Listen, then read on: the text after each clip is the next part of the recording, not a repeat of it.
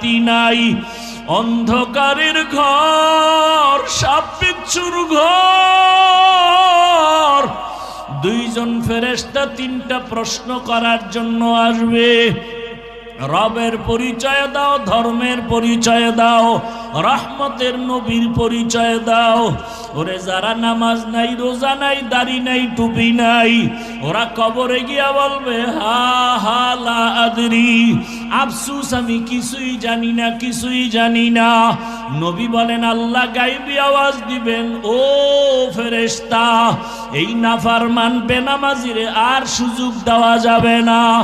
আমি দুনিয়াতে কম সুযোগ দেই নাই। আমার দেওয়া সূর্যের আলো, চাঁদের আলো, পানি ভোগ করলো, জমিনের ফসল খাইলো, গাছের ফল খাইয়া।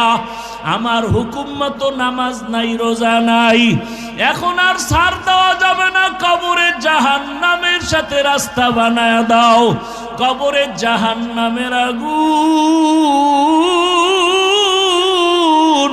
ও আমার কলিজার যুবক, একটা বেতের বাড়ি সইতে পারি না, মশার কামড় সহ্য করতে পারি না। গুনাহগার হইয়া কবরে গেলে জাহান্নামের গরম কেমন করে সহ্য করবা? আমার আল্লাহ রাগ করি আওয়াজ দিবে, কবরের মাটি, এই বেনামাজি নাফরমানের দুই দিক থেকে জোরে জোরে চাপ দাও। এত জোরে চাপ দিবে পাজরের হাড়গুলো চুরমার হয়ে যাবে। মায়ার নবী উম্মতের জন্য এত কাঁদলেন। মনটাকে বুঝাও যুবক, তোমার মতো যুবক যদি জেনারেল লাইনে পড়ে, নামাজ পড়ে, স্কুলে পড়ে, কলেজে পড়ে, চাকরি করে, ব্যবসা করে, নামাজ পড়ে, তুমি কেন পারবা না?